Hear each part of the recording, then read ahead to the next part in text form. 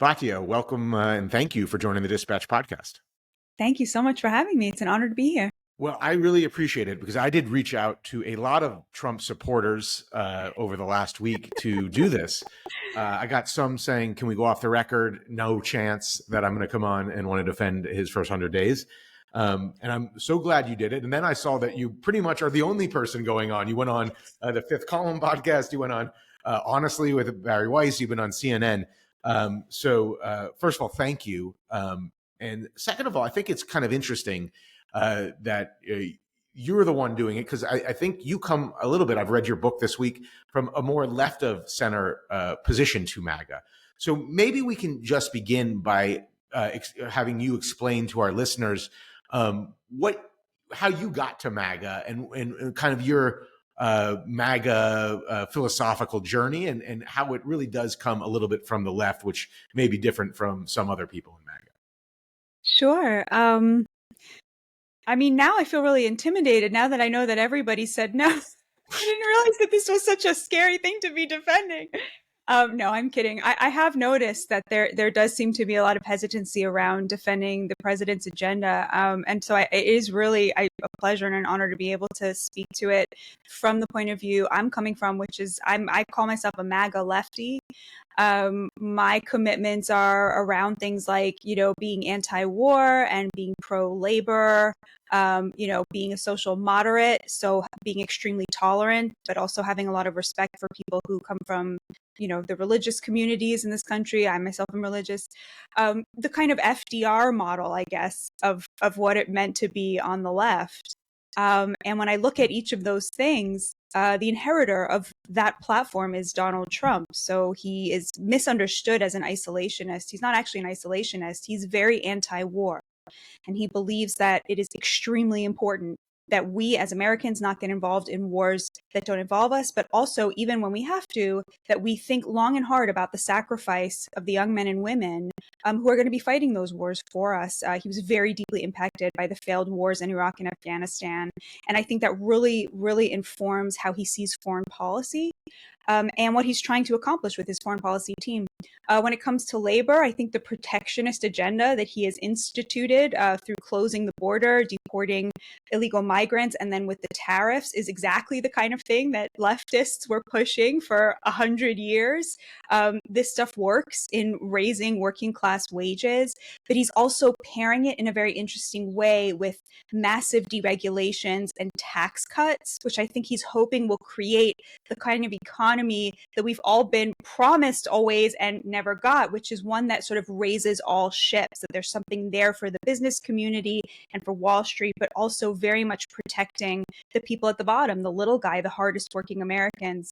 And then on the social agenda, you look at where Trump is at. He's very pro-gay. He appointed the highest ranking out gay person in American history, Scott Bessent, who's married to a man with two beautiful children. But he's very suspicious of the trans agenda and very worried about the ways in which it's impacting women's rights and children's rights. And I mean, like that, to me, that's the FDR coalition. So it took me a while to realize what he was actually trying to accomplish, because the media is so focused on sort of demonizing him as an extremist. But when I did realize what he was up to, I sort of felt like, I mean, on what grounds, if those are your values, would you legitimately oppose this president? And I think it's so amazing right now to see this realignment happening to where the working class of all races is pretty united around this agenda. And meanwhile, it is the elites on both sides who are like really opposed to it. It's really exactly what people like me have been describing for a very long time. To see right now Democrats defending corporations and free trade and China, it's really staggering, like as somebody who sort of comes from there and is still pretty committed to all the things I thought we were all committed to. So that's kind of how I arrived at the MAGA movement. I think the Dispatch would describe itself. I certainly would describe myself out of that Reaganite conservative tradition. And I kind of wonder, kind of based on what you said, and whether the MAGA movement wants to excise that part out of the movement. Are we this kind of political orientation no longer really part of what that movement is, or what the Republican Party under Donald Trump wants to be? I've only ever heard Donald Trump say nice things about Ronald Reagan on abortion, for example. Leading up to the election, he would often say, I support the exceptions, just like Ronald Reagan. And of course, Reagan was famous for a lot of things, not just free trade, but also for deregulation, which is a very big part of Trump's agenda. And I think a big priority for him. That's not like lip service. He really believes that's important. So from that point of view, I've never heard Trump like sort of say, you're no longer welcome here. He wants to have this big tent. Even within his cabinet, there was that sort of probably less of a big tent now that Mike Walls is no longer national security advisor. But when I think of the Reagan, the Reagan agenda, I think of it as sort of being, American exceptionalism and a real willingness to get involved in conflicts abroad. I think of it as being about sort of free trade and trickle-down economics, and I think of it as being socially conservative. And to the extent that those are your values, that's not really where the energy of the party is anymore. I think on the social conservative point, there's much more room there, although I think if the GOP elects a very pro-life person in 2028, they will not win, because I think it was Trump that was very important to a lot of the normies and a lot of the Democrats who voted for Trump, who gave him his victory. On the free trade stuff, you see what's happening right now. The president is listening to people who are skeptical of the tariffs, but he's very committed to the tariffs agenda. So I wouldn't say you're not welcome anymore, but that input has been received and quite ignored. I think it's on the foreign policy that there is the strongest, perhaps, willingness to repudiate the previous version of things and just to say, look, we're not getting involved in any new wars. Tulsi Gabbard has this really beautiful quote from a few years ago where she says, when it comes to terrorists, I am a hawk. And when it comes to counterproductive wars of regime change, I am a dove. And I think we're seeing that now with Iran. Just this, Trump will always do everything to avoid going to war. He thinks it's very wasteful and very horrible. And you can tell he's very deeply impacted by photos he's been shown very recently from the war in Ukraine. So I think from that point of view, that the idea of that it's our job to be heavily subsidizing and engaged in conflicts around the world that don't do the three things Marco Rubio laid out in his confirmation hearing, which is make America safer, more prosperous, and stronger. I think that probably is the place where that point of view is least likely to be given a hearing in the near future in the GOP right now. I was going to ask this question later, but you brought up the term American exceptionalism. And when I was listening to the podcast you did this week, this one on We the Fifth, I think it's called, Michael Moynihan and the Fifth Column, yeah. The Fifth Column. I love those guys. I'm sorry, I got the name wrong. You have this phrase, and I've seen you do it other places. Diana, it would be only enough if Donald Trump did this. But he did this. But you did say one thing, and I wondered if it was a mistake, and now I don't think it is. I was going to ask you about it. That you said if he only ended the idea that of American exceptionalism, or went against the idea of American exceptionalism. Am I right to say that you don't believe in the idea of American exceptionalism? Is that what you're saying, and that you don't believe Donald Trump believes in that idea either? By American exceptions, I meant the willingness to go to war in other countries to push our values. I, of course, think America is exceptional. I think any American Jew who doesn't feel unbelievably grateful to be an American citizen deserves to have their Jew card revoked, just given the history and how much this country has done for us. I just want to add context to that, because Donald Trump has, I used to say this in 2016, 2015, he rejected the idea of American exceptional. He thought it was arrogant to say that we're better than other countries, which was obviously a very unconservative, from the Reagan tradition, thing to say. People made fun of Barack Obama for not even saying something as explicitly as that. But I was just curious of whether, that is what you see as well, and that's what you're saying. Thank you, Donald Trump, for ending. No, I definitely think that we are exceptional. I just don't think we should be exporting our exceptionalism, certainly on the backs of our own working class, who has been downwardly mobile and paid the price for it. But also, the hubris doesn't bother me. I think everyone should be like us. I don't think there is any country that comes close to touching, how great this country is. But we have not shared that prosperity with everybody. We have lost the sense of like the common good.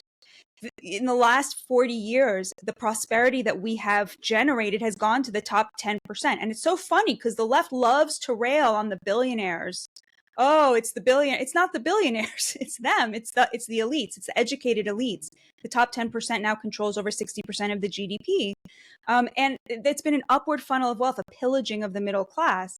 So that's what bothers me is like we're taking all this money and exporting it and all of this energy. And we're basically, that belongs to the American people, and the American people are no longer interested in doing that. But I don't think that means we're not exceptional. So I was using the term American exceptionalism as a term of art to refer to that kind of Reaganite foreign policy, not to suggest, God forbid, that this is not an exceptional country. We are. I just want us to be America first in our exceptionalism. I want a retrenchment and I want a sharing of the immense prosperity that we have generated. And I think on democratic grounds, when you have a situation where the majority of the people are saying very clearly what they want, they should get that. So let's go to the 100 days. You laid out some of the case, and I'm going to press you on some of the things you said earlier, but when we delve into the issues. But first, maybe just give me why these first 100 days were, as I think I've heard you say in other places, A+++. There's no limit to the pluses I would be willing to add to that. I've never seen in my lifetime a president accomplish so much of what he promised so quickly and so effectively. So I think from that point of view, just the promises that were made in the campaign and then kept. It's funny, he had a rally last week, and the rally sounded a lot like a campaign rally because he was saying a lot of the same things, only he was saying them in the past tense, right? Because exactly what he promised to do, he then did.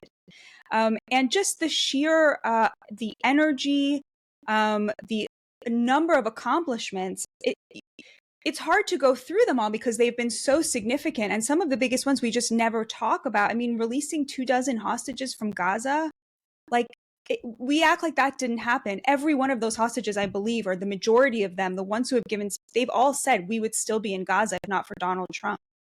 That is like an astonishing, staggering accomplishment. He secured the border. There were only 3 people who crossed the border illegally this week. I mean, a staggering accomplishment.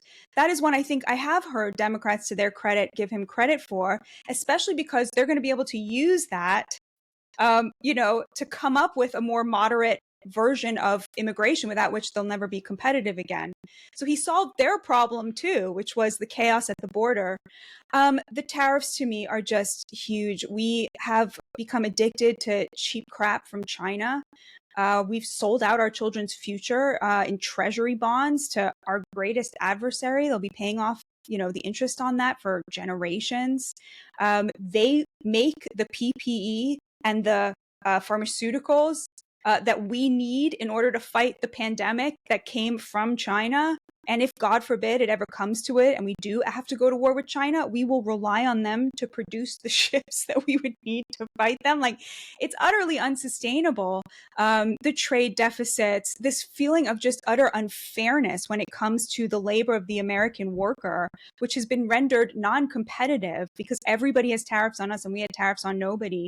And then the fact that the stock market has rallied, S&P 500, the Dow Jones, everything back to where it was before Liberation Day. We had a great jobs report out today. Who's responsible for that, though? Just to be clear, the president said earlier this week that this wasn't his stock market. Is that they rallied on Biden's economy, or was that Donald Trump's rally? You can try to gotcha me here. I don't mind that at all. I'm trying to explain to you why people who support the president feel like this is incredible. So I'm not going to take responsibility for every silly thing he says. Obviously this is his stock market. That's all I wanted.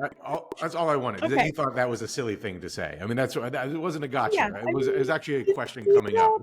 Yeah. But no, I mean, you can. I don't mind. You can ask me about every silly thing he said, and I'll tell you how I feel about it. I'm not. I don't have a problem with that. But I'm the service I'm providing here is explaining why so many people feel like this is going actually really well, despite the fact that the stock market suffered. And I would even go further and say for a lot of people like myself and a lot of the people I talk to, a lot of working class people, the fact that he was willing to stand up to Wall Street and to enrage the entire global economic elite. Like, they were acting like, people in the media were acting like this was a bad thing, that the Wall Street, everybody's angry at him and everyone around the world is angry at him. But no, to us, that is like, I never thought I would see a president say to Wall Street, you go screw yourself because I don't work for you. Like, and it's exactly what you would have expected from a Democrat, but the Democrats did the opposite. You look at what President Obama did before he became president in 2008 in rallying the Senate votes to get the $700 billion bailout passed through. And then as president, allowing $30 billion in bonuses to go to the crooks who set up a system whereby 10 million Americans lost their homes. That juxtaposition between the Obama administration choosing Wall Street and telling Main Street to go screw itself versus Donald Trump telling Wall Street, I don't work for you, I work for the forgotten men and women of the heartland. Like, that is what I think people are going to remember in 10 years and 20 years from this first 100 days. Well, I want to get into the issues, and I was trying to think of an interesting way first to do it that haven't been on the other podcast. So we will get to the issues. We'll get to immigration and trade, as you mentioned. But I actually think, as you mentioned, one of the services you can give us the eyes of what other people see that maybe we don't. So let me give you things, what I call things that you can't unsee, and ask you what you think they say about Donald Trump and explain how we should take them. Personally, okay. I think they're windows into him, but I would love to hear how you explain it. Sure. 2 days before he took office, and let me just level set a little bit on me. I didn't vote for him any of the times. I'm a conservative. I did, for this window between the election and the inauguration, think that the upside, I always categorize on the upside. There's an upside to Trump and a catastrophic downside, and I voted against him for the catastrophic downside, but hope for the upside. And I kind of thought, well, maybe we'll get the upside. 2 days before the election, I kind of, or before the inauguration, one of the things I can't unsee happened, and I started getting a little down. And that was, he created a Trump meme coin. 2 days before he was inaugurated, lots of issues going on. A Trump meme coin occurs. For a period of time, it 5x his net worth. Let's say he's worth $5 billion. At the height of it, he was worth $30 billion. It went down, it got rug pulled, people lost money, but they're still making money off the fees. Some people estimate hundreds of millions of dollars. The Trump family owns 80% of it. Of course, last week, we learned that there's now pumping it up again. They're going to have a meeting in the Oval Office for the top 20 holders of it. Foreign countries can buy these coins. Thing I couldn't unsee. I would tie that with last week we learned that Donald Trump Jr. is going to be a part of a partnership starting the executive board, a club in Washington, D.C. that is 50x the price of any non-country club in Washington, D.C., the second most expensive club in the country next to Mar-a-Lago, where executives and people can come, members who pay $500,000 to meet with cabinet members behind closed doors. How does this fit in to, how should we see this? And I put that in the context that we're told that this is the Main Street president, not the Wall Street president. How should we see these things? It's not my favorite thing that he's done. I think if there's something illegal there, somebody should point that out and sue it, sue for it or gets in. Like, I see why, like, this is like not populist. I don't see where anything illegal happened. Would I have advised him to do this? No. Is this my favorite thing that he's done? No. But I don't see it as significantly different than the stuff that Joe Biden was engaged with his son. I mean, I think that we accept or have accepted as Americans a certain level of this. The idea that a president's children should be allowed to make money, and that we understand that to a certain extent, like Hunter Biden's paintings would not have been, nobody would have bought them if he wasn't the son of the president. As Americans, but in a way that this is like if Donald Trump was selling paintings while president. I mean, Hunter Biden was bad, the artwork. This is the president doing it from the White House with a meme coin and now inviting people in the Oval Office, people who can donate money from all around the world, and you're allowed to know who donated it. Whereas as bad as Hunter Biden was, supposedly they're supposed to be anonymous like buyers of his Right, ridiculous but is it, statements. I mean, this is much better because we all know who bought them. We all know who's going to be making those, like going into the Oval Office. This is all happening very much out in the open. It's not like a backroom deal where somebody paid somebody off and then they did something. Like if, somebody from, India buys a bunch of these meme coins and then gets a meeting in the Oval Office and suddenly India's share of H-1B visas skyrockets, like we will know that happened and then we will be able to call it out and find out whether something illegal happened. The point I would make on this is, again, this is not my favorite thing that he's done. I would not have advised him to do this, but Elon Musk, right? We all know that the president is very close to Elon Musk. He sees him as an ally, an asset. He wants him to have a very good experience at Doge, despite the fact that I think Doge is a bit of a bust, is a bit of a fraud from the beginning. I'm not a big fan of Elon Musk. I think he has huge conflicts of interest, not least because the entire supply chain for every Tesla that's sold outside the US, which is most Teslas, is in Shanghai. So to me, he is basically an asset of the CCP. When Trump found out that Elon Musk was going to have a briefing about our potential war plans with China, he hit the roof. And the Axios quote was, "What the F is Elon doing there? Make sure he doesn't go." So even when it comes to a person who gave him $250 million, without whom arguably he could not have won the election, who he has welcomed into the White House and given this plum position, that did not stop Trump from being very aware of the conflict of interest between him and his very close, very perhaps closest buddy, the only person who he potentially sees as a peer. And he was very careful to make sure that didn't happen. Of course, there was a lot of fallout from that.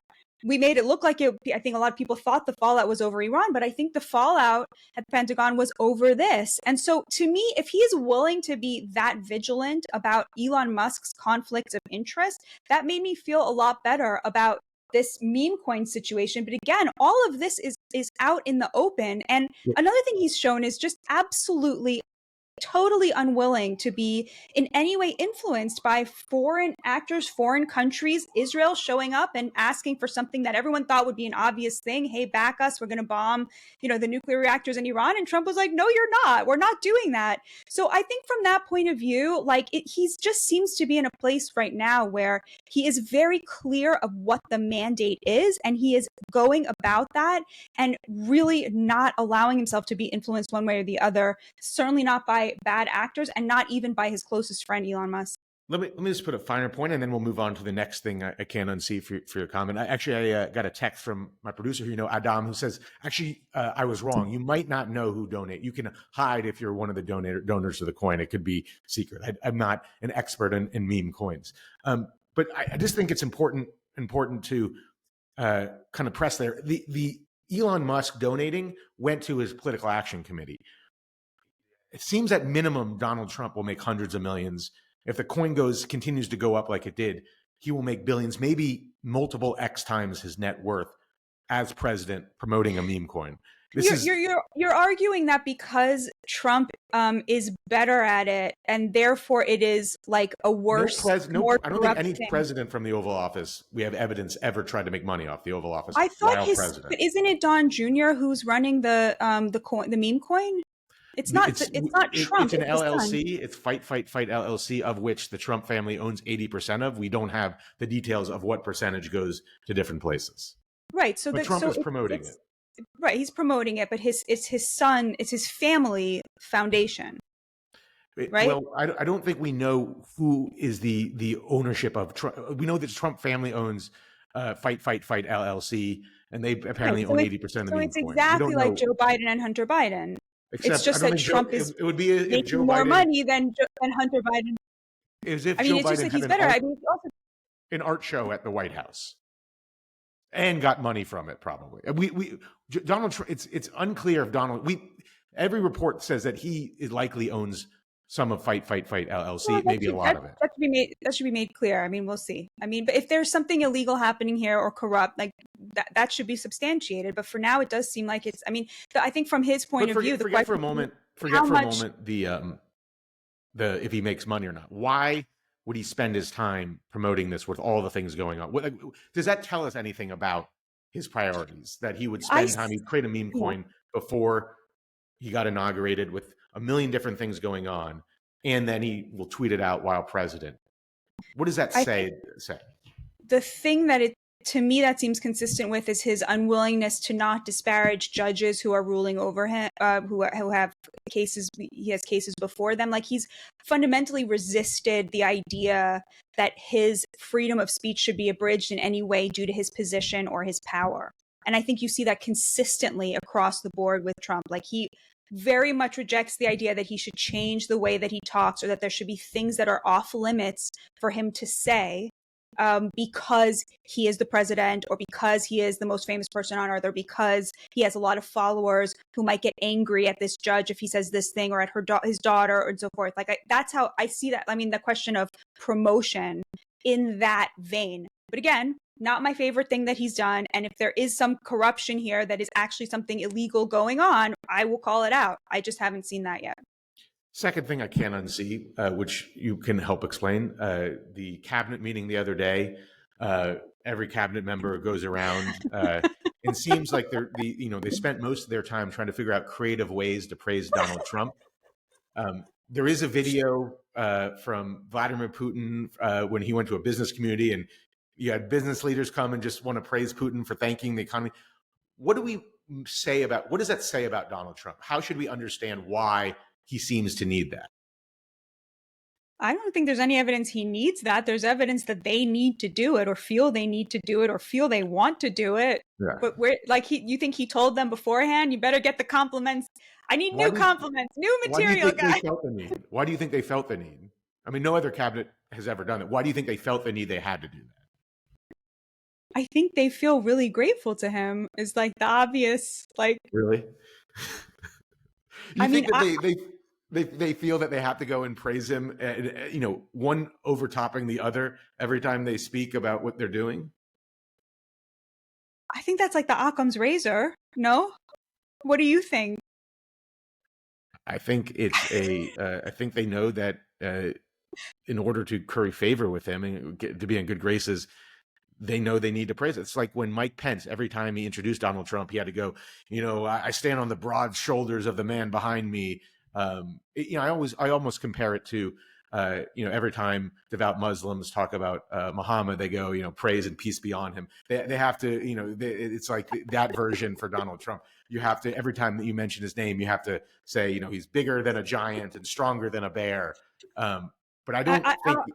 I'm going to admit something that potentially compromises me, but I sometimes feel like I feel so unbelievably awed by what he has accomplished. And I think to myself, like, girl, you have to stay objective here. Like, you're a journalist. Like, you have to think of things you don't like. You have to, like, but no, that is my objective assessment, is that he took on both parties and slashed and smashed the elites and is waging class warfare on behalf of the forgotten Americans of this country. And that's my objective analysis. And that comes with certain feelings.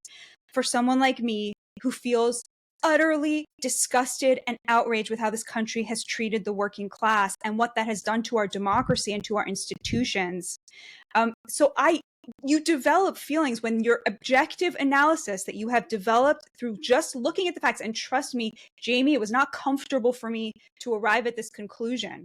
Like, I don't want to say like that it's more objective because I'm coming from the left and, I got so much abuse and because I recognize this, because people can recognize things that are in their interest to recognize, but it was very much not in my interest to recognize this. It was very hard to admit it.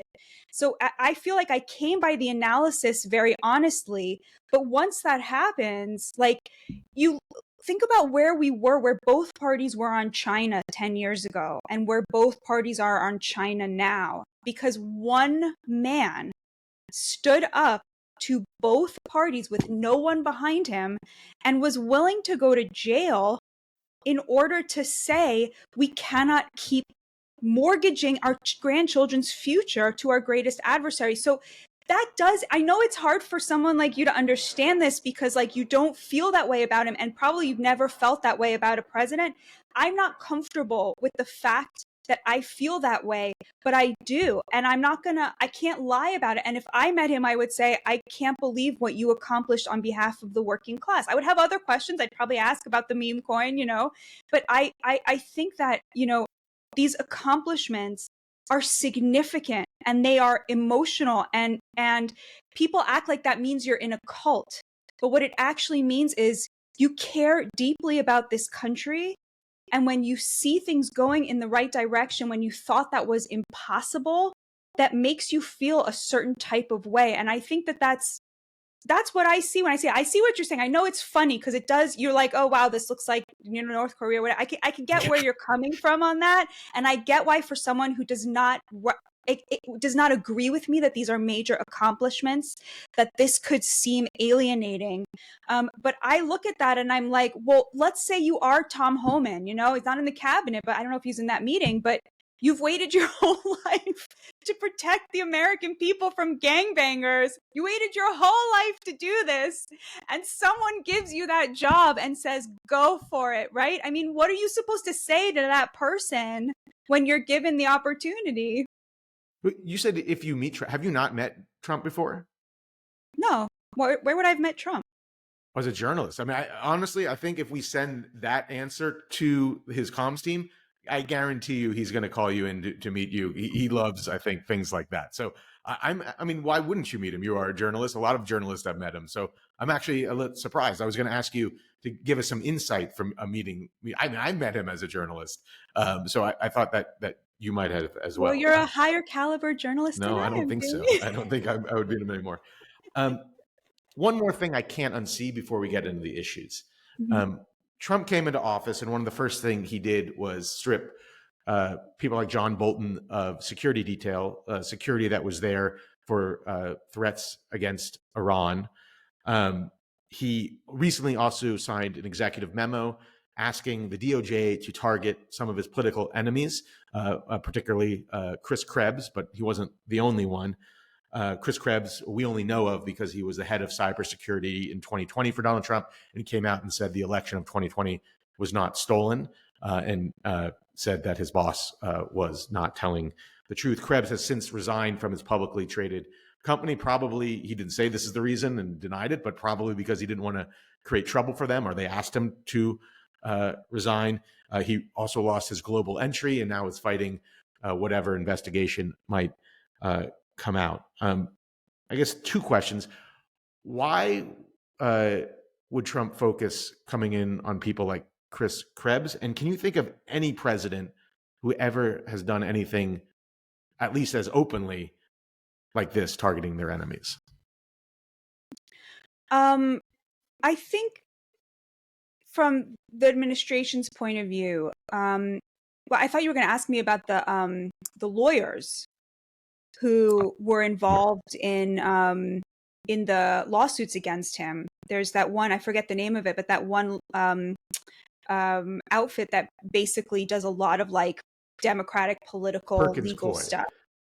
I think it's Perkins Coie you're referring to. Was it that? It was another one, David Weiss, was it? Yeah. Anyway, I thought you were going to ask me about that. Krebs one's the most interesting because he doesn't seem to have done anything other than say that Donald Trump didn't win the 2020 election. I think from the administration's point of view, we live in a society where our cultural institutions have become very captured by a left-wing ideology, which means that they frequently push the Democrats' agenda rather than, objective values that we can all agree on, despite often being, funded by the taxpayers. We're seeing this with like the lawfare against, universities. I think what they're trying to do, not with those specific cases, but more generally, is suggest that we have to have some way of having accountability for the fact that these institutions have become drivers of democratic politics. There's this feeling very much among Republicans and conservatives that their personhood is not recognized by a lot of the institutions that we all rely on and that are, funded by the public. So how do you change a culture like that? Like, how do you take a culture that is the result of the fact that the people who end up on the boards of these institutions and people who end up, in the top positions, and then also who end up in the sort of mid-tier, professional managerial class, that all of these people have a degree or two or three from a fancy university, and that they have a political agenda and orientation that is very much at odds with where the public is today. Like, what do you do about that? How do you create a sense that there is going to be accountability, that the right is going to start pushing back and standing up for its own values? And I think that this is the thing that they landed on. Now, this is not something I would have recommended doing. I actually think that given how many people tried to put the president in jail, he's been pretty circumspect about, there has not actually been a lot of retribution, and there has not actually been a lot of revenge. There's been a little bit, but by and large, he has not gone after the people that everybody was expecting him to go after. So I appreciate that. I don't think that this was necessary, but I do think that after you've been through what he's been through, coupled with this view of how do we change like the expectation that at the cultural level, the left always wins, despite the fact that they have lost the respect of the American people. And I think that a lot of those executive orders, when you go through them and you look at them sort of more broadly, that's kind of the orientation, that's kind of what they're trying to achieve. Well, it's only been 100 days, so he has some more time to go after other people like Chris Krebs. You'll have to have me back, Jamie. Every time there's a new executive order targeting someone. Let's get to the issues. Tariffs, you like them. I'm just ask you, what is the goal of the tariff policy? Oh, there are so many goals. I think for Trump, a tariff. It's funny because somebody screamed this at me on a panel in a derogatory way, but it was like the perfect metaphor. I think Trump sees a tariff like a Swiss Army knife. Like, it has so many different functions. It does so many different things.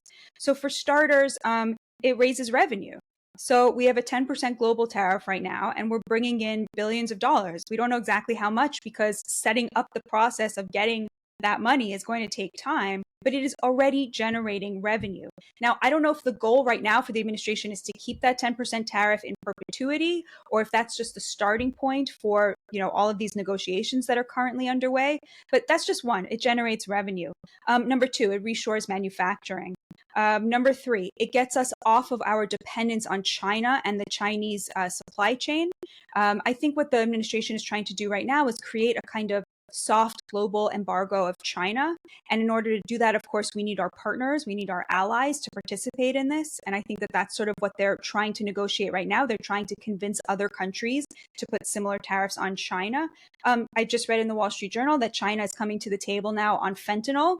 Never wanted to do that before, but now there's a 145% tariff on China. They want that. He put a China on Mexico. They instantly started policing their side of the border. Tariffs on Canada are to prevent the Chinese from using that as a backdoor into our economy because of the USMCA. So it just does so much. And of course, just getting rid of the situation where we're the patsies of everybody else, where there's a race to the bottom in terms of wages. And so the product of the labor of the American worker is no longer competitive, which is why we've seen all of this kind of destruction of the manufacturing base here in America. There was a poll that came out recently and everybody was mocking it. It found that they asked two questions. The first question was, do you think America should have more manufacturing jobs here at home? And the second question was, would you like to work in a manufacturing job in a factory? Or is more factory jobs, would you like to work in a factory? And so do you think America should have more factory jobs? 80% said yes. And two, do you want to work in a factory? 25% said yes. So everybody was saying, you see, factory jobs for thee, but not for me. I mean, my God, Jamie, we've never had 25% of our population employed in manufacturing. If we could get to half of that, if half of those 25% could get their factory job, their dream job, we would be well on the way to the American century and an American golden era. The middle class would be totally revived. Those numbers are fantastic. But because the elites don't want to work in a factory, they imagine nobody else would want to. And the other piece of this is not related to tariffs, but it's a really important piece. this whole idea that everybody should go to college and work in the knowledge industry and get a degree and forget working with your hands for a living. The era of that is over. We're overproducing college educated people by 50%, 100%. It's 50% of college degree holders work in a job that does not require a college degree, meaning that the economy simply cannot sustain another 30% of this country getting college educated and working in the knowledge industry. What we do have is a huge dearth of skilled trades folks. We have a dearth of truck drivers because that industry was destroyed by illegal labor. We have a dearth of people who can work in factories because of all of this deindustrialization. So I just think that this idea, Trump has always believed tariffs are great, and everybody is sitting around saying, oh, one day he says it's for this, one day he says it's for that, one day he says he thinks it's good for all these things. And what we've seen over the last, since I guess Liberation Day, the last month, is just a willingness to pivot as he sees how things are working, as he sees which parts are not working, to try to pull along the economy and pull along the business community with this plan of getting us weaned off of our addiction to China. And I think today's numbers really show that it's working. If the goal, at least one of the goals, is to get us weaned off of China and get our allies to work with us to oppose China and put tariffs on China and kind of do what we want with China, why would he spend the beginning part and including Liberation Day putting his boot in our allies' teeth? This is my read of what happened. Everybody who says, I kind of like the idea of tariffs, they should have done it in a targeted way, they should have done it carefully, they should have laid the groundwork first, they should have brought along our allies in a nice way, right? This is from, I assume you don't like tariffs, but even the people who are kind of on the left who should like them, this is sort of what they've said. My view on that is, for decades, these people have had unbelievably unfair tariffs on us, and we have had no tariffs on them. They have shown zero willingness to have anything like a commensurate or fair trade policy with us. He tried in the first administration to get better trade deals and failed because there was absolutely zero interest. There was zero leverage to bring a country like India, which has, I believe, a 20% tariff on us on every single import, to the table to renegotiate that. Because what are you giving them / what are you threatening them with? There's nothing we could offer them that would be worth the billions that they take in from those tariffs. And so I think what Trump needed to do, and what he did, was he needed to show them that he was perfectly willing to just go to the mattresses. And that's basically what Liberation Day was. He picked up a baseball bat and he said to the global elites, that's a really nice stock market you got there. It would be a real shame if anything happened to it. And then proceeded to basically destroy it. And then he came back to the table and said, you know what? I'm going to give you all a break. I'm going to give you a break. How about just a 10% tariff? He lifted all of the big commensurate tariffs, came down to 10%, at which point, Jamie, they were relieved. So what he actually accomplished was a 10% tariff, global tariff, in which people said, thank you. The art of the deal here is just astonishing. And now we see that we have trade deals that are in discussion: India, South Korea, Vietnam, probably the most important countries when we're thinking about creating new supply chains and cutting China out of the picture. And those are imminent. We've already seen Vietnam and South Korea, I believe, putting tariffs on Chinese steel. There's stuff is happening, and it's happening now, and it's happening quickly, and it's stuff that could not have happened, I believe, in any other way. I cannot imagine another way in which this would have gone down. I disagree with a lot there, but I want to try to keep focused. So what is the strategic 3D or 4D chess for keep saying Canada is going to be the 51st state, causing Canadians to sell their houses in the United States? How does that help them get what he wants on China? Okay, so I have no reporting on this, but it does seem to me pretty obvious that Trump wanted the Liberals to win in Canada. Everything he did, the Conservatives were up by so much, and everything he did made that worse. And he knew that that's what was happening. So I'm not quite sure why he thinks it will be easier to negotiate with the Liberals, but I think he does think it will be easier to negotiate with the Liberals. The reason Canada matters, I don't know why I really don't know why he keeps saying 51st state and all of this. But the reason Canada matters is because what happened with the USMCA is that basically we put all these tariffs on cheap cars from China. And so China started building car factories in Mexico to circumvent the tariffs. We have two back doors into our economy through Canada and through Mexico. And if they're not willing to work with us on the tariff front, we're basically helpless against the threat from China. So I think that's why they're very important. People keep saying, why put tariffs? I mean, that's why we have to put tariffs on China and on Canada and Mexico. They have to, if they're not on board with this policy, if they're not helping us with this policy, it won't succeed. Why he's going about doing it that way, I really don't know. I mean, it's just something somebody would have to ask him, a reporter who's met him, perhaps, Jamie. You also mentioned shifting supply chains. It's one of his goals here. That seems contradictory to the goal of getting all the factories to come to the U.S. to produce in the United States. He doesn't want every factory to come to the United States. I think what he wants is a significant number of high-skilled factory jobs in the United States working on the products of the future. And then I think that there are some things that he would, that we would be okay with having a supply chain just somewhere else. But you're guessing that because he has not said that. He's not actually delineated any of his... I'm guessing all of this. Like I'm reading this, I'm reading what's happening, and you're believing this is some Machiavelli, this great plan that he came up with. I mean, I guess all the reporting around it is it really wasn't clear what the strategy was going in to almost April 2nd. I mean, they were deciding on this in the last moments, some of which against his advisors, and that you have people having Pino Navarro go to a different room while they convince him to send out a 90-day thing, and that there is not this great plan that you just laid out.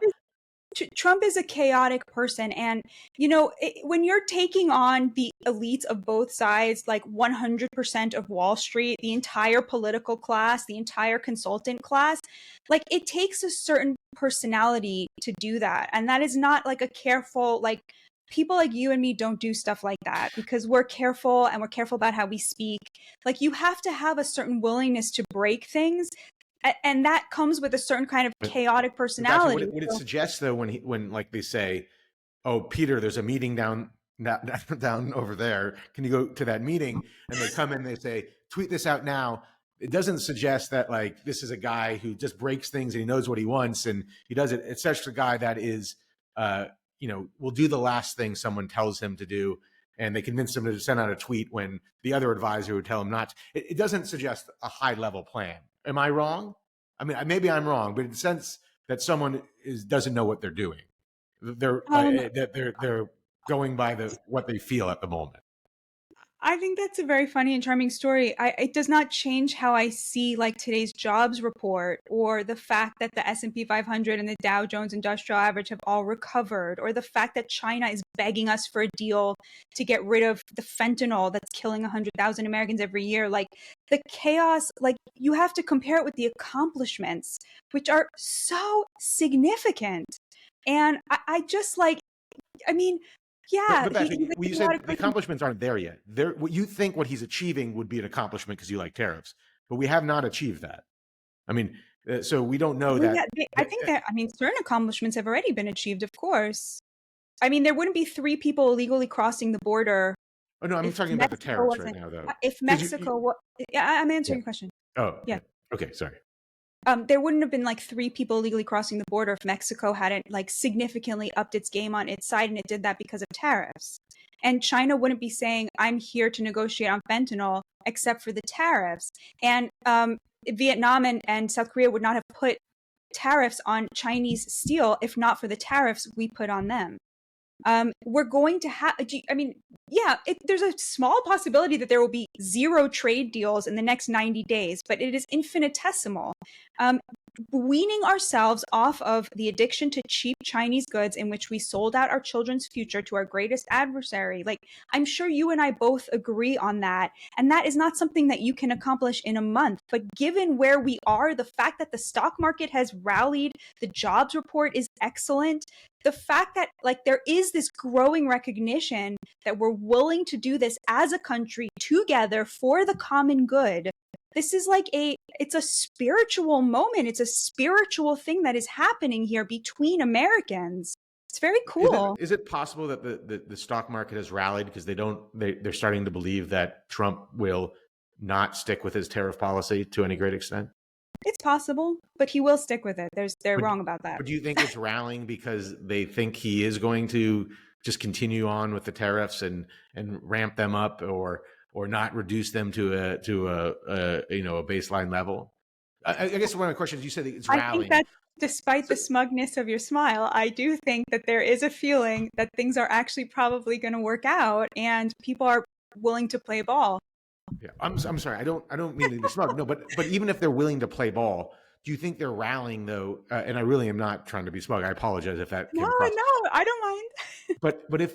but even if they're willing to play ball, do you think the stock market is rallying because it likes the tariff policy, or it likes there's going to be some level of certainty, or it believes that it will be a much lower tariff rate for everybody and maybe eliminate I mean, if Trump comes back with a deal with Europe and they reduce some barriers, you might call them significant or maybe insignificant, they allow us to sell things that they might not have allowed otherwise, but the tariff rate is back to where it was before, will you call that a victory, or will that not be good because you think the tariffs should remain in place?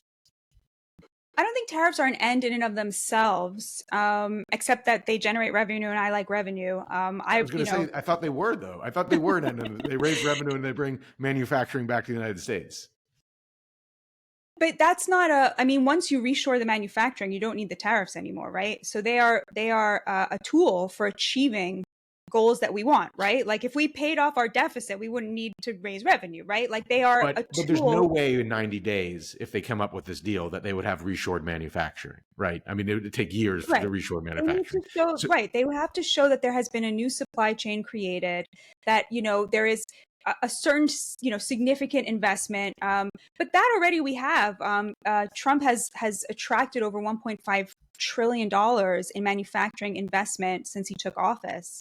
And that number keeps growing. So to the extent that those factories, that manufacturing investment has already been committed, as journalists, it's our job to make sure that they actually happen. And, I respect people saying, I'll believe it when I see it. But these are major, major companies committing to creating factories, to reshoring manufacturing, to investing in AI and in AI workers who are Americans. And Trump signed executive orders about training a next generation of young people to work in AI. I mean, this is all great stuff. So to that extent that we have already trillions of dollars committed to this project, right? Like it's going to take time to build those factories, but the wins of the tariff policy, there are certainly already wins on the board for anybody honest enough to admit it. I do agree if those get built, that things built in the United States would be good. It's unclear, like in the last administration when they offered deals, some of them were already planned and they announced them for Trump. And maybe some people saw the cabinet meeting and understood that, saying nice things and to Trump helps them. But I hope they get built as well. But let me ask you, as you said earlier, you get the sense that I don't like tariffs. You're right, I don't like tariffs. And Milton Friedman always would say that the negative side of tariffs are easy to see because they're concentrated in a steel town, but the positive effects, the reduction in prices, are much harder to show. You said on some of the other podcasts, well, Americans will pay more for iPhone. That's a luxury good. But, I went to AI and I asked, what goods prices will go up because of tariffs. You got cheese, you got coffee, strollers, mattresses, power tools, toys, paper towels, and detergent. Famously, Milton Friedman did the pencil. I don't know if you've ever seen the pencil, how a pencil gets made, comparative advantage all over the world, inputs from all over the world to make this very cheap pencil. So I'm sure pencil prices will go up. These are not nothing, and over time they increase the costs for ordinary Americans, the Americans that you write about in your book. How is that not a significant detriment? So first of all, I didn't say iPhones are a luxury good. I said people who buy a new iPhone every year, that is a luxury good. Okay. I personally do not have an iPhone. I don't understand why you would pay $1,500 for something when you can get one for $300. But I obviously understand that people like iPhones. But working class people don't buy a new iPhone every year. They buy one once every 4 or 5 years. And in 4 or 5 years, that price difference will have shrunk significantly. Secondly, working class people, many of them will have better jobs and better wages as a result of this policy. That is my belief. That is what we saw in the first Trump administration. We saw that the bottom 25% of wage earners saw a 4.5% wage increase, while the top 25% of wage earners saw only a 2.9% wage increase, which means that Trump was the first president in many moons to shrink income inequality, which is something no one gives him credit for because the left doesn't want to admit it and the right doesn't care about it. But working class people who have been left behind from the immense prosperity that we have generated in this country over the last 40 years will be making more money. So that's like the ideal. Now, of course, some things are going to become slightly more expensive. But I think if you look at steel and aluminum, which in the first administration, Trump put a 25% tariff on, when he put that tariff on, the price of steel and aluminum did go up for about 4 or 5 months, but then it actually came back down because we have a very healthy capitalistic society within the United States of America. This is kind of the Hamiltonian view, that you can have very healthy free markets within the country and that will regulate the price points. Now, of course, some things are just so cheap from China and we have to find other supply chains, component parts or what have you. But overall, when Trump said, so instead of having $30, they'll have $2 and maybe they'll cost a couple bucks more. And people got so angry at him for saying that. I have to tell you, I hear from a lot of working class people. I mean, people reach out to me a lot. I get hundreds of messages, thousands of messages some weeks. And so many people who have so little are frequently saying, but we have too much crap from China. It's like an obvious sense of that we have gotten used to a way of life that is not good for us and that is not sustainable. And I was talking to a truck driver the other day and he said to me, what people don't seem to understand is that our whole lives as working class people is making sacrifices for our children. So I started working I started working when I was 17. I had my first 2 kids when I was 21 and 22. So that meant that for all of my 20s and my 30s, I didn't go to the doctor. They went to the doctor. I didn't get dental care. They got dental care. I didn't stay home. They stayed home. And I worked to give them a better life and a better opportunity. And he was saying to me yeah, maybe things will get more expensive. But if this is the price we have to pay so for our children to have a better future, that is 100% worth it. That is the ethos of my life. That is how he put it to me. And I've heard a version of that from so many people. And it just seems to me like the people with the least are the people least worried about this.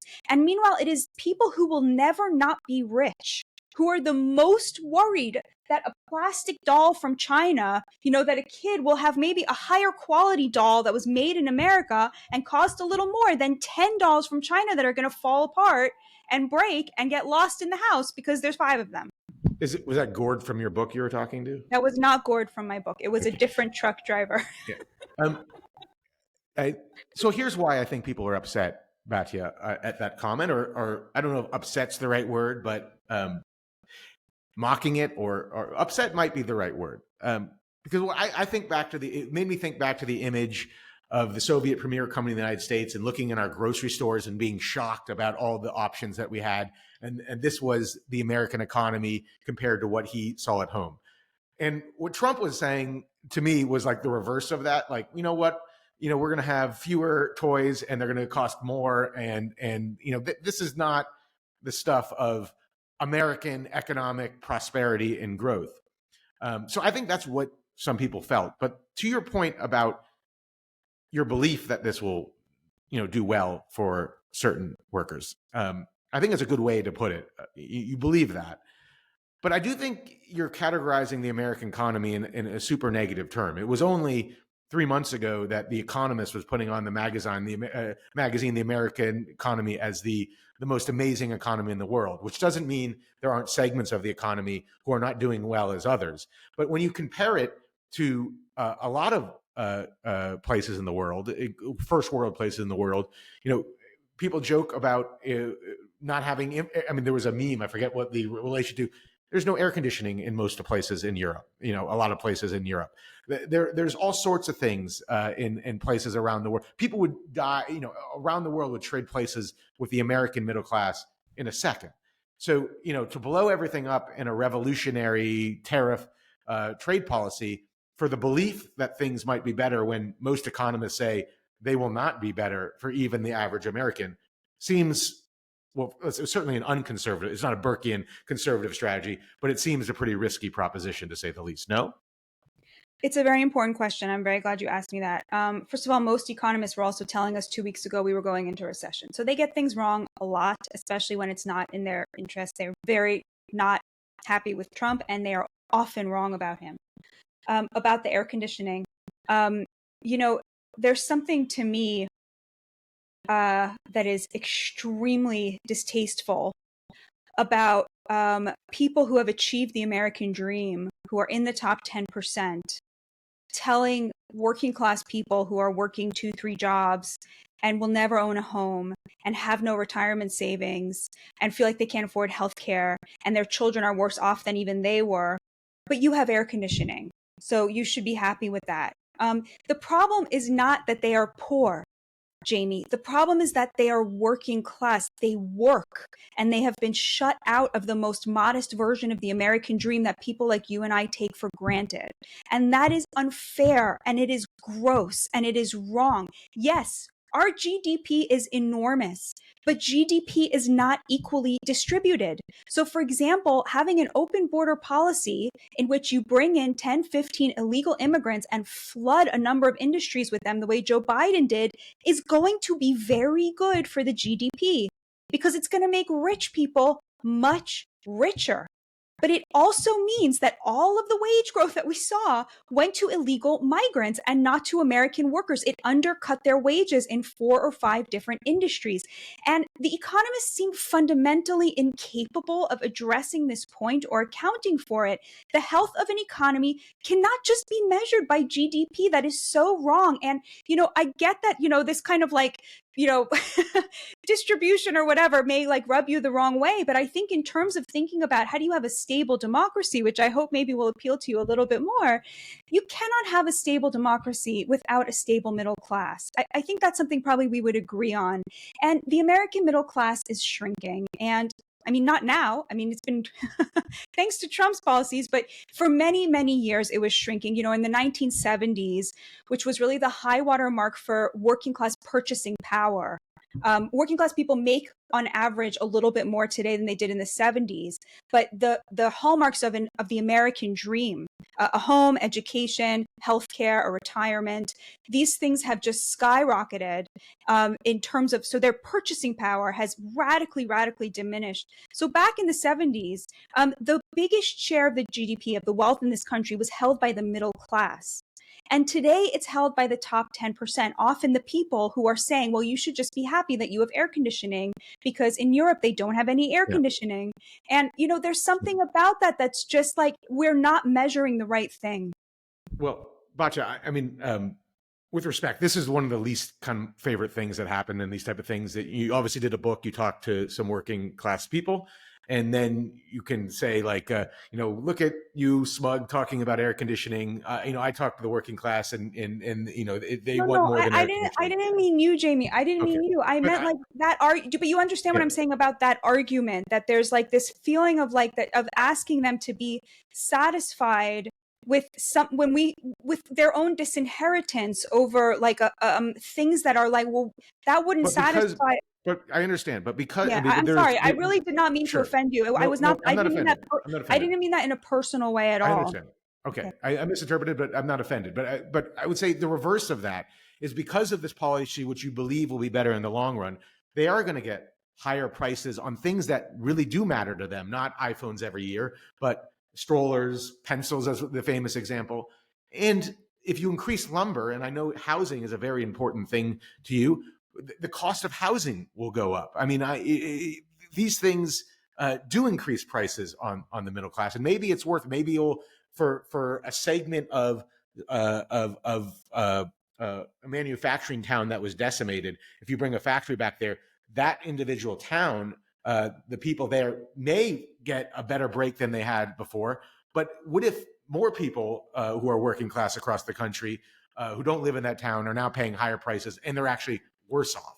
So, I mean, I think a lot of the economists that you're saying, who are part of what you call part of the elite, would say that, you know, when you aggregate it across the country in the United States, more people will be worse off than better off. And maybe they're wrong, and maybe Peter Navarro, you know, the one economist who has this position, is right. And economists do get predictions wrong often. I like to make that I make jokes about that a lot. But in terms of free trade, there's nothing as unanimous among economists as this will make people worse off in the country. There's one which thing may be wrong, but it does seem like a hurdle you have to go over. There's one thing that's as unanimous, and it's immigration, mass immigration, which is like the most unpopular position in America today. So, but that is there's one economist who thinks that, you know, who is willing to admit that mass immigration hurts the working class and hurts working class wages. You know what? We're going to have an election in 2 years, and then another one in two years after that. And if you're right, and I am wrong, the American people will have an opportunity to vote on that. That's what makes this a great country. I may be wrong. Like, I'm not sure that this is going to work, but I think it is worth a shot, and it is worth cheerleading for it to work in case it does, because the sort of, you know, dispossession of the American middle class is horrifying. It's terrible. And, you know, we talked about American exceptionalism. You know, a part of that had to do with this idea that everybody could achieve the middle class standard of living, the American dream, if they worked hard. And that's just not the case anymore. And I think Trump is the first person who has sort of an agenda for how to fix that. The Democrats have nothing on this front. Like, what they want is a $15 minimum wage. Have you ever heard of anything so stupid in your life? Like, who can live on $15 an hour? There's nowhere in the country where that's a living wage. And they act like this is, or the PRO Act. Like, it's ridiculous what they think is going to help middle-class Americans. They have no plan except to raise taxes and redistribute it, and to treat working-class people like they're poor, which, of course, working-class people don't want that. But I think Trump was the first person to say, I have an idea, I have a plan, and I think it's really worth sort of seeing. It does seem right now like things are much less bad than everybody was predicting. But you're right. It could be that all the economists are right, and then I'll eat crow, come back on your show and say, Jamie, I was wrong. Forgive me. I'm humbled. I have a question, and this is going to be one of, you might accuse me of a smug question. You said Trump had an idea, I had a plan. Do you believe he had an idea in a plan, or just an idea? I don't know the difference between those things. I try not to like think about what's going on in his head. I don't have any way of knowing that. Like, I can only like analyze. Well, here's why with the plan, and this is my last question on trade, and we'll move to immigration, is that even if he was right, even if this was a great idea in the long run, and I know one of your answers is, well, you know, no one else did it, so you can't really blame him for the way he implemented it, because, you know, at least he's doing something. But there are many businesses right now on the verge of bankruptcy, and they aren't just the elite. They are people who started a company, and because they're not policymakers. Policymakers said you can get factories in China and build things and build it here. And we had Ryan Peterson on from Flexport, who's a logistics company. He deals with a lot of these companies. They're on the verge of bankruptcy because it was implemented right away, very quickly. I see some of them on Twitter who were Trump supporters saying, Donald Trump, I agree with your goals here. Give me a year at least. I can't do it in this period of time. And now, we're going to go bankrupt if it doesn't change. Was this just, these are people who are, maybe it's worth it in the long run, but are suffering right now and will go out of business. Was this planned out right? Should there have been more planning on how to implement this? I feel very sorry for them. I was listening to somebody on CNN today who was saying that he had already paid for inventory that was in China that he now couldn't get access to. And of course, like, your heart goes out to people like this. I wouldn't be opposed to, the administration offering them some sort of assistance. I do think that there will probably be a pause at some point as the China negotiation happens. But I also think you're right that they are victims of a scenario in which they were encouraged by successive administrations to create businesses built on a business model that meant that their working class neighbors would not be able to afford a home. And that was not their fault. And so my heart goes out to them. But I still think the policy is extremely important for our national security. I mean, for our health as a nation, for the common good, for our prosperity long term. So I would say they should help those people. They should offer them something. This question here is like, what are we aiming for? What is the downside and what is the plus side? Wasn't it Thomas Sowell who said you always have to ask, like, what instead of what, or something like that? Like, there's always going to be trade-offs here. There's never going to be a perfect plan. This didn't go off perfectly, but I think that even in the chaos, as I said before, he was able to achieve things that I don't think could have been achieved in any other way. And I think long-term people are going to be very happy with it. But I don't want to dismiss those stories. They're painful to read. They're painful to me to read. And my heart goes out to those people. And I think about them a lot, especially as I'm, one of the only people willing to defend tariffs policy. I said that was my last question on tariff, but I do have one more, because you mentioned you believe there will be a deal with China, which I just wonder, what do you think that deal will be? What would you be happy with? Because in some ways, if the goal is really what you want it to be, maybe there shouldn't be a deal with China. Maybe we should just cut off trade relations with China completely. So if this deal just reduces tariffs and gets some buying some soybeans again, which is not nothing if they really do it. The farmers create a lot of soybeans, but that's certainly not what you're talking about. That's not the type of radical change that you would like to see. No, I think long term we have to have high tariffs on China. I don't know if it has to be 145% tariffs, although Kevin O'Leary's out there saying it should be a 400% tariff. So, the administration's coming in under. But when you get those FTX deals like Kevin O'Leary did, maybe you can say whatever you want. Totally. So I think that they'll always now be, hopefully, if Congress doesn't pass some sort of legislation, this is all going to be over, next time the Republicans lose, which if they nominate J.D. Vance, might be sooner than we all think. But I do think that. Would you not like J.D. Vance? No, I like him. I just don't think he can win a general election. Oh, that's interesting. Why? Oh, because I think he's very vulnerable on a lot of different issues that are very important to the normies who gave Trump his victory. Interesting. That's a topic for another day. Immigration, I agree with you. The immigration has pretty much legal immigration stopped at the border. I do wonder, though, the cost. You think that's a good thing, Jamie? Yeah, I'm for, and I mean, Jeb Bush was for ending illegal immigration and legalizing those who had come here who aren't criminals. So, I don't see too many people who are for illegal immigration. So, yeah, I think it's good that there is no illegal immigration. But as Trump would say, he wants a big open door, which I'm not sure some of his base say. But I guess my question is some of the consequences of that on the other side. And one of them is, it does seem that tourists who are coming here, and where it's hard to tell if this is systematic or these are one-off examples, but we see these stories in the newspapers of getting harassed coming in the United States. So you might have no illegal immigration, but to end America as a place of people wanting to visit, that seems like a negative. The image that it creates, no? I live in New York, so we feel a certain type of way about tourists. But you mean?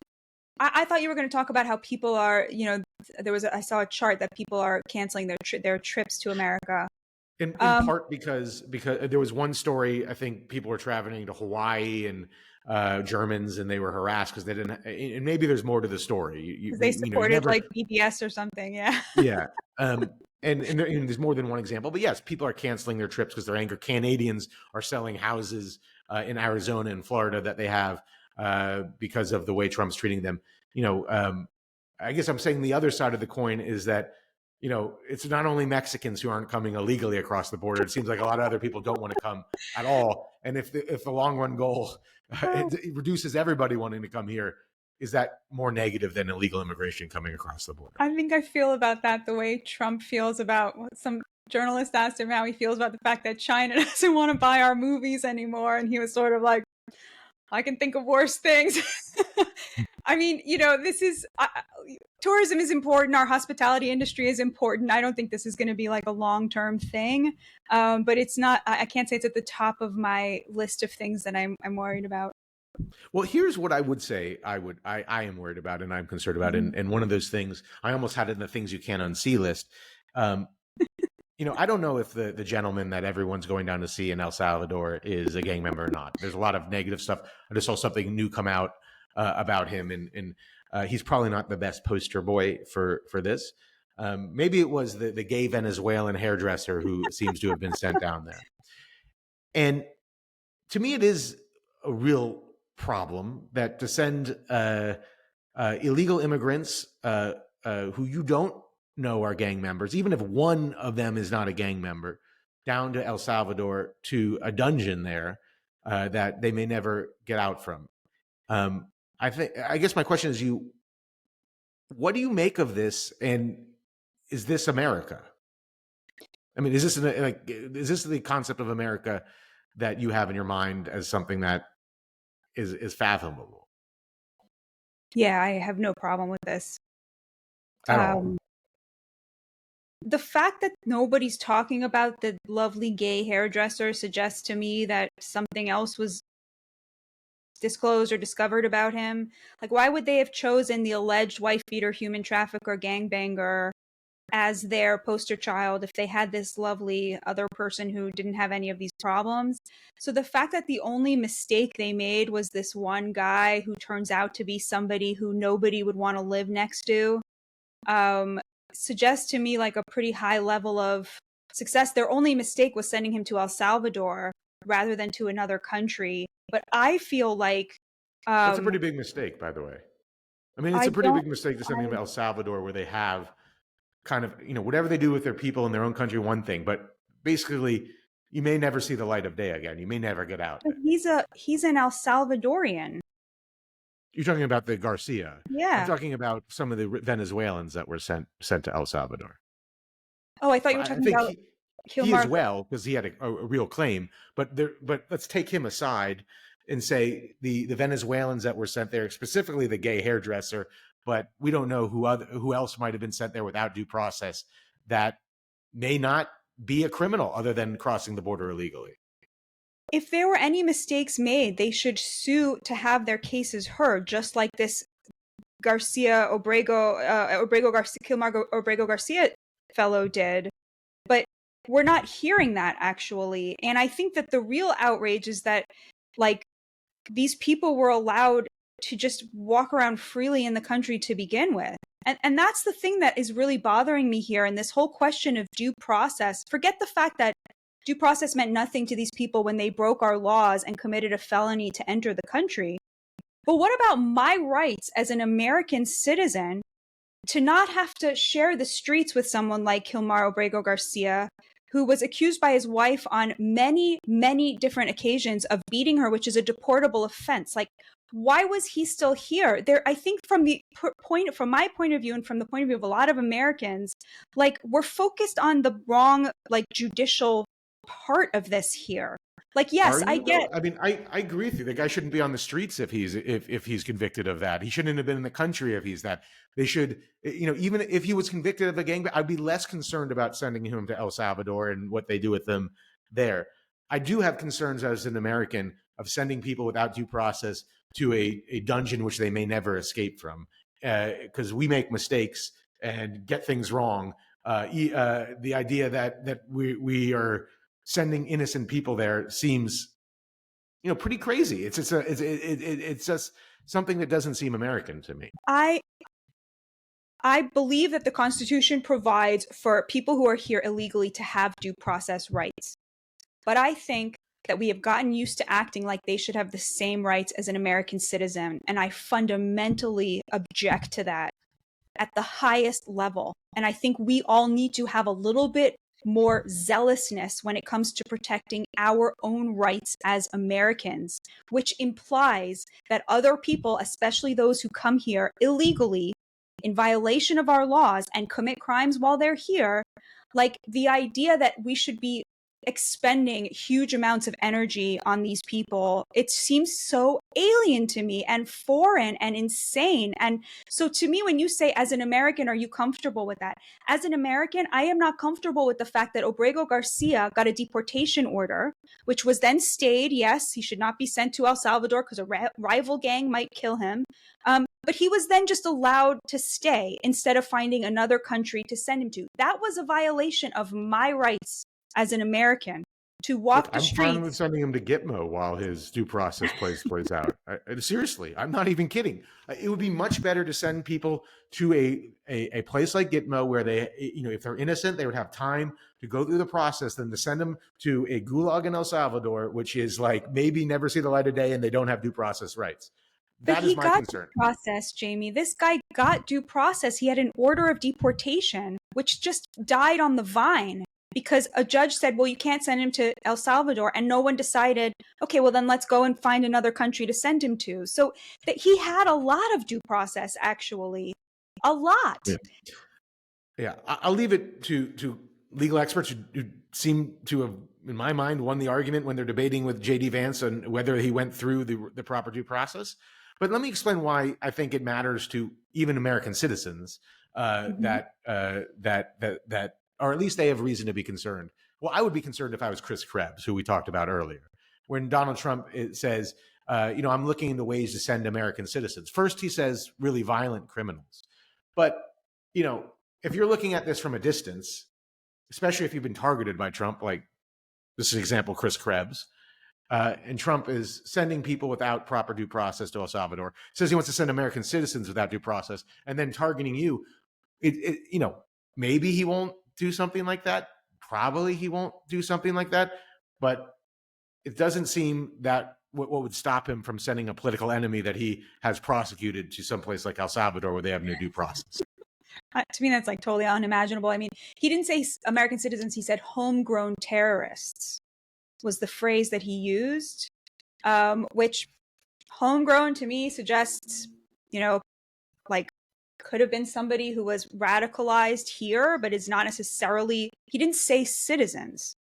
So, yeah, but then they're defining, there's questions of what is a terrorist? Are you aiding and abetting a terrorist by helping, an illegal immigrant or something along those lines? So, you can expand what you define as a terrorist. I think it's unlikely to, Batya, but when I wrote in 2016 in my case against Donald Trump that, there's a 5 or 10 chance he might try to overthrow the government and stay on to power, I thought it was unlikely then too. So what seems unlikely now, Trump serving a third term, I think you have to take it a little bit seriously. And the way to take it seriously is to take it at, the first instance when it's not applying to American citizens due process. And that's where I get concerned when you might be sending people to a dark hole. To me, that argument is the one creating the slippery slope. Like it's saying like, oh, there's a slippery slope here that Trump is in danger of falling down, when it's actually the person saying that who has created the slippery slope. There's no evidence that they're going to actually start treating American citizens the way that they've been treating these illegal gangbangers. And I think from the administration's point of view, like that's kind of unfathomable. The whole point they're trying to make here is that there is a difference between being an American citizen and not being an American citizen. Citizenship has to mean something for it to mean something. And I think that is what they are insisting upon. I think there's at least a 5% chance if Lieutenant James is convicted that El Salvador could be I hesitate to laugh because I'm actually a little, I do think unlikely, but a lot of things I thought about Trump unlikely occurred. I should say also, God forbid, and if that happened, I would obviously be at the forefront of the resistance against it and calling it out. But that was a funny thing to say, Jamie. You said Doge was a failure, so I'm not going to kind of, but you think that the deficit needs to be, or the debt needs to be reduced. Yeah, I think they should raise taxes on the wealthy. This has I think it's something like 82% support among the American people, including 66% of Republican voters support raising taxes on the wealthy. I don't see why there's any hesitation to do that. I think Trump actually, from his point of view, he's worried, A, that rich people will just flee the country, and B, I think given the tariffs and the immigration controls, which were very weighted in favor of labor, he wants to give the business community some reason to be optimistic and celebratory and really invest in America. But to me, it just seems so obvious, when 80% of Americans want something, it should happen immediately. So I would support, keeping, 10% tariff in place, raising the, raising taxes, top marginal taxes on the wealthiest, and then lowering the corporate tax rate to incentivize business and investment. So I think that combination would work for me, but I don't think they're going to actually go in that direction. I mean, the issue with old school Reaganite, the ones being excised from. Jamie, I haven't said one thing to please you. Even when I criticize Trump, it's on the things you like about him. No, but I would say both Trump and this is that there is a way, the raising taxes doesn't help. The tariffs don't help. There were gentlemen who ran in 2012 that are now called rhinos, named Romney and Ryan, and they had a plan that would have fixed the debt. But they're the only thing that is off limits. But I guess, I mean, it's. Anyways, let me close with two questions here. Foreign policy. Mm-hmm. I do believe you're right that Trump has an anathema to wars. I don't know if I would characterize some of the past conflicts the way you did, but here's my question. I favor trying to get a settlement with Ukraine and Russia, and I actually did very early on because I didn't see this as a positive result. I thought when Ukraine had the advantage early on might have been the time through a position of strength to come to something. I don't know if Putin would have come to anything. I think as you do, he's a very bad man. But is there not consequences to what occurred in the Oval Office when you bully and kind of have a mercantilist position to what are our allies? Like Ukraine is our, an ally, and even if we want to end the war, we should be sympathetic to their plight because they were invaded. Isn't there consequences to give us your minerals, or we don't want to support you? I mean, this is not the America that we've known, right? And people around the world, foreign policy, countries that are, allied with us because of our stances and our views and our power might now view us differently.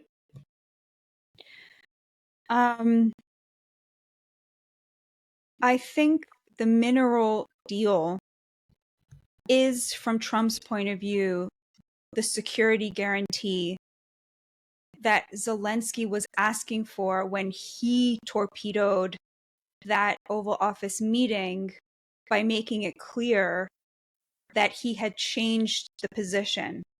And you saw first, I think, Vance realize that, and then Trump realized it, and that's when it went off the rails. I do think Trump has a bigger plan in mind for, this is just my analysis, I don't have any reporting on this, but I think he sees Russia as a potential, I don't want to say ally, but a way to break up the Iran, China, Russia axis, if you will. And I think that what he's trying to achieve here is a much greater realignment, to the extent that our allies don't like that. They're not going to like anything he does in that space. It is too soon to tell if his play is going to work, but I admire him for trying to end the war so vociferously. I haven't seen anything that I think suggests that is not his number one goal. He talks about. What do you think of him calling Zelensky a dictator and the cause of the war, and not saying something similar about Vladimir Putin? I think that he has probably, we'll see. I could be wrong about this, but it seems to me right now a very accurate understanding of how Putin thinks.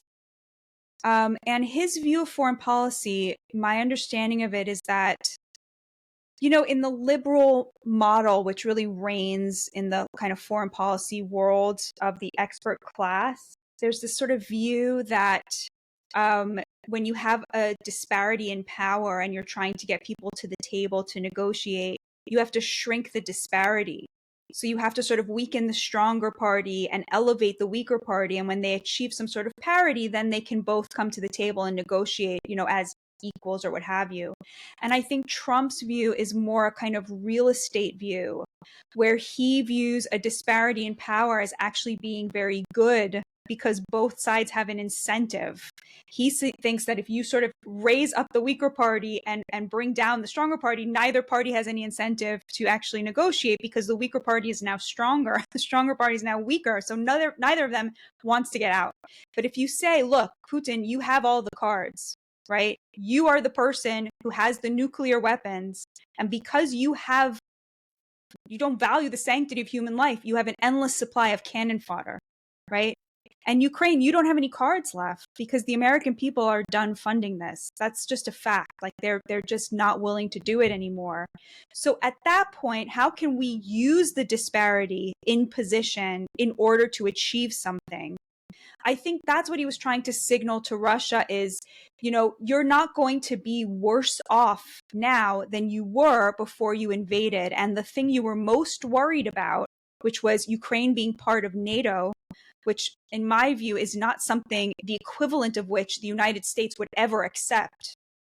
For example, if China started setting up shop in Mexico, we would never accept that. So recognizing that and saying, I get where you're coming from, now come to the table and let's put an end to it. And of course, none of this is to diminish the fact that this war is completely Vladimir Putin's fault and responsibility, and every death lies at his feet. It can both be the case that he is a murderer and a dictator, and be the case that Russia has legitimate security concerns, and that if we want them to ever come to the table, those have to be first and foremost recognized. Now, would I have gone as far as trying to say Zelensky's a dictator? Probably not. But I think that in Trump's view, this is the only way that you can get Putin, who holds all the cards, to give something up. For example, Kherson, to get back to the status quo before he invaded as the final settlement, which is probably how this is going to end. I'll do one more question. There's a lot we could go in here, but it's much longer than I usually do with podcasts. I'm enjoying this. I'm very flattered. I could go to the Oval Office. I could talk about some of the other things and maybe push back a little bit. But I just want to get some clarity. Is your belief that Vladimir Putin, who by all accounts is described as very calculating, former KGB, that if Donald, he will be susceptible to Donald Trump to giving up what he might not have given up if Donald Trump will flatter him and attack Zelensky, that these things will make him give more than he was willing to give, as opposed to defining what his interests are before going into negotiations? I don't think it's about flattery so much as a recognition, which the previous administration was unwilling to give, that the initial ask before Putin even invaded is something that is reasonable.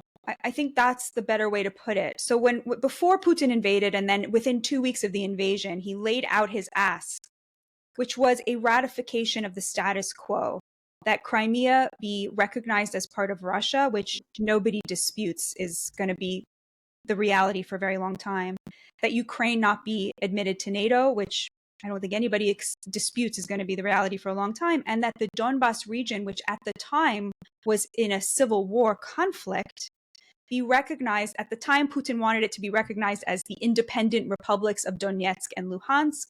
Now, I assume he would want it recognized as Russia because Russia has declared sovereignty over that region. I think what he was looking for from Trump, or what Trump thinks, or what my interpretation of Trump's and the way that he's treated this issue is, he believes that what Putin needed was some signal that his security concerns and his desire to have the status quo before the war ratified and recognized, rather than constantly feel like Ukraine was sort of going to be co-opted by the West, that those are reasonable and legitimate things for Russia to have wanted, without, of course, saying it was legitimate then to wage a war over that. Well, let's leave it there and close on this question. I want to go back kind of where we started. You came from the left. That's kind of your orientation into MAGA. And this is what you said on Barry Weiss's podcast this week. What we are seeing right now is a market reorienting itself around American prosperity. As Americans, we owe something to the common good. And I think it is hard for an elite that has gotten used to getting rich off the backs of the working class to understand that. When I hear some of the things that we've been talking about here, especially with trade and stuff, I do see more of a left-wing approach. Sometimes, the elite, a cultural revolution, Maoist type, let's get back to the factories. Is that fair to say that you see Donald Trump more of a man of the left than a man of the right? The Democrats want you to believe that Donald Trump is George Wallace, but Donald Trump is FDR. He's bringing back the FDR coalition and the FDR agenda. So I don't know if he's of the left, but I would say he is a populist who, to me, seems very clear is willing to do pretty much anything to restore the dignity of working class life in America. And that is a very noble goal. With that, Batya, thank you for joining the Dispatch podcast. Thank you so much for having me. God bless you, Jamie.